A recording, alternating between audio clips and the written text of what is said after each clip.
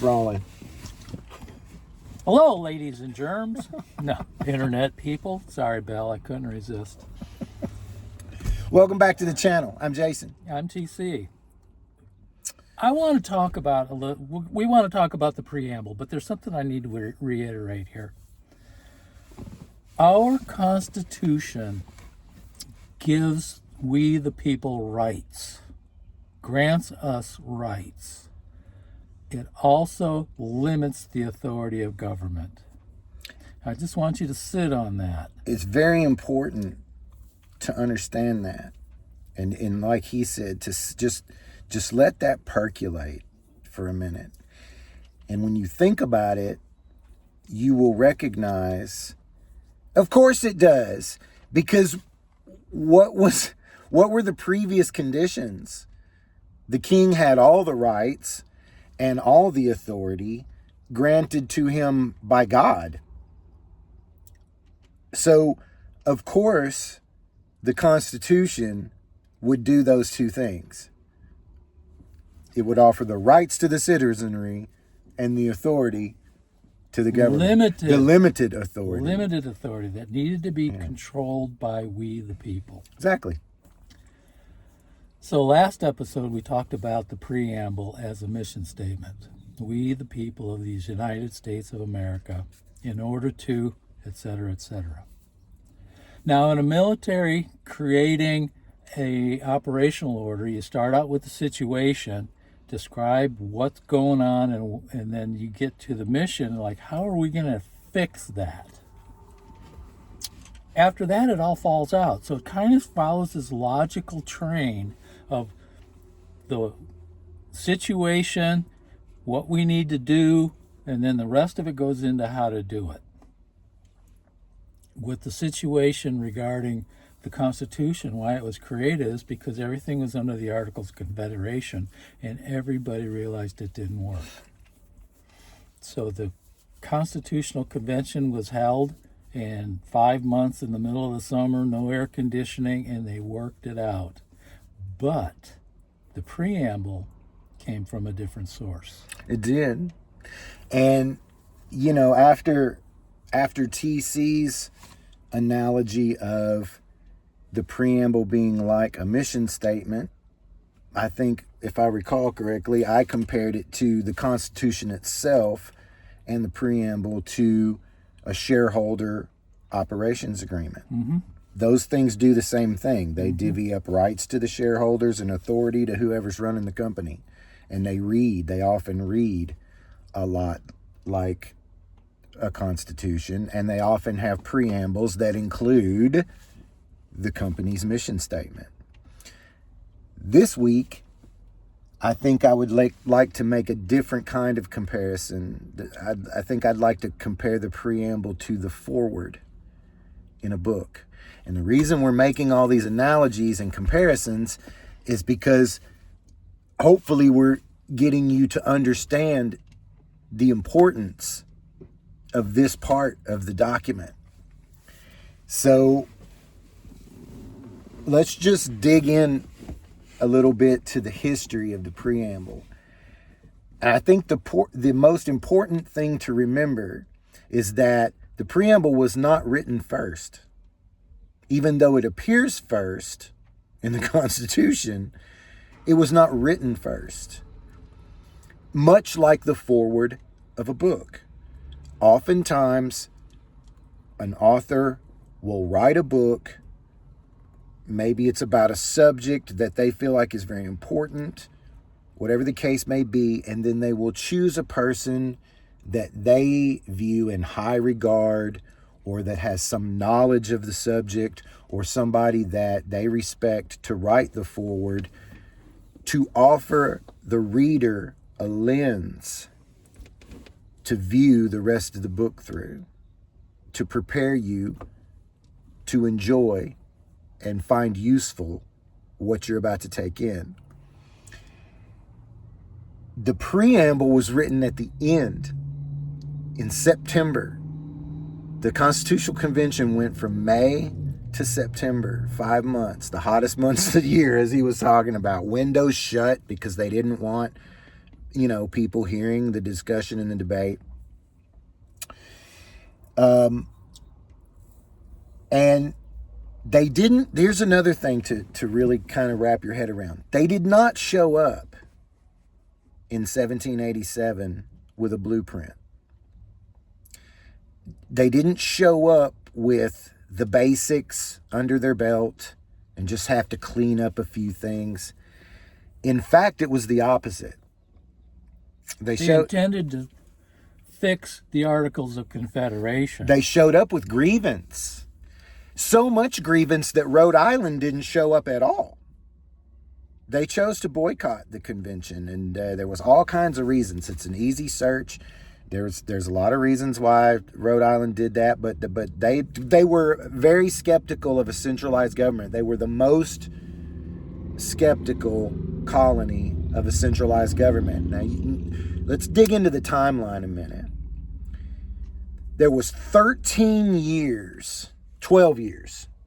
years of conflict and turmoil that informed and influenced the Preamble. 1775 is what? Lexington and Concord, Lexington right? and Concord, the shot heard around the world. So that's when the Revolutionary War starts, right? But the revolution was building for years before that. But all kinds of problems, all kinds of grievance. They had lots of grievance. 1776, they write the Declaration of Independence. They're at war. There's bullets flying. What the war ends, I think 81. They write the Articles of Confederation, and Constitutional, or the Colonial Congress, Constitutional, no, it wasn't Constitution. No, there was no Constitution. No, I'm not even sure if they knew what that word was. What was the Colonial, the Congress, they called it something. Yeah. I don't remember. Anyway, Continental Congress. Yeah, okay. Okay. They write the Articles of Confederation distinctly because all of the colonies were in fear of a centralized government. Remember, they just got done fighting the king. The idea of a centralized government did not sit well with them. And if you remember, or if you go back to the original videos that we put out, we talked about how muddy it was, about how they didn't understand what they were after. Freedom and self-governance, that's the experiment. Had never been done before. And they didn't even really know what the word meant. Remember, they were all subjugated to the king. Some people had it better than others, but they were all subjects. And they did not show up in 1787 knowing what they wanted or even what they needed. They just knew what they had wasn't it. The Articles were failing. The states were acting like countries and fighting against one another. There was nothing in the language to unite us as a nation, unite the colonies as a nation. The agreement didn't work. All of these things, the war, the declaration, the articles failing, more skirmishes. We talked about how muddy it was, that there were sympathizers with the crown that were in this country that didn't want self-governance. They didn't want freedom. They wanted a monarch. So they show up in May of 1787 with grievance, not with a blueprint. After 5 months of, and here's the problem that they had. This was at the time, it was a very unique problem. The reason there was so much controversy and turmoil was because nobody had the ability to stand up and say, okay, here's what we're going to do.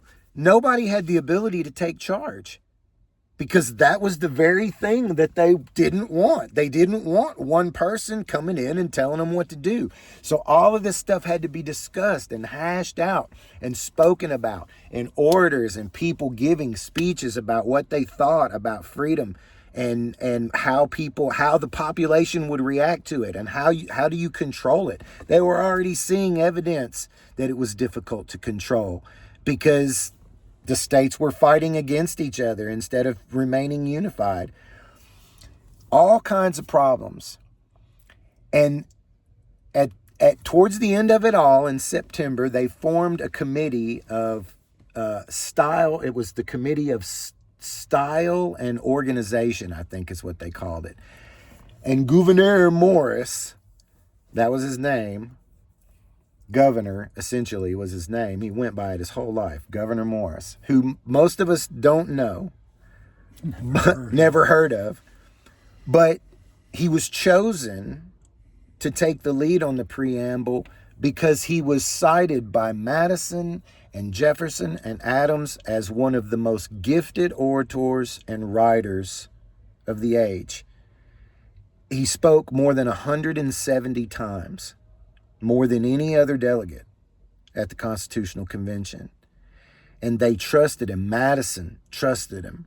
Jefferson trusted him. Adams, they trusted him to put this thing together.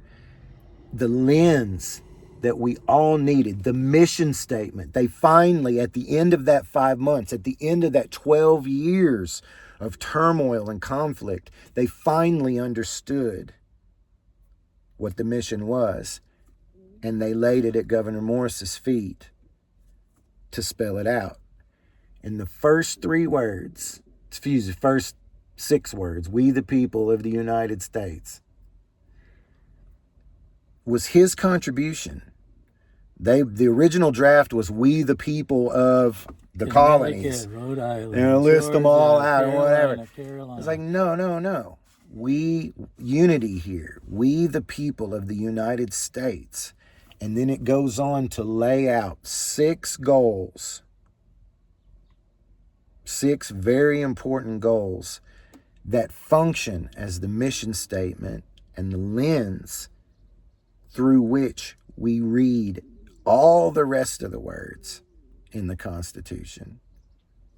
And I think it's going to be on the next episode. Next episode, we want to dig into that. We'll dig into those 6 goals that was laid out by Governor Morris and that team of people way back in 1787. So, please like and subscribe. Share this media, if you will. Leave a comment. All of those things help for us to get the message out. And as you've heard us say so many times, the message here is to protect the rights of ourselves and our posterity, which is in the preamble. See you next time.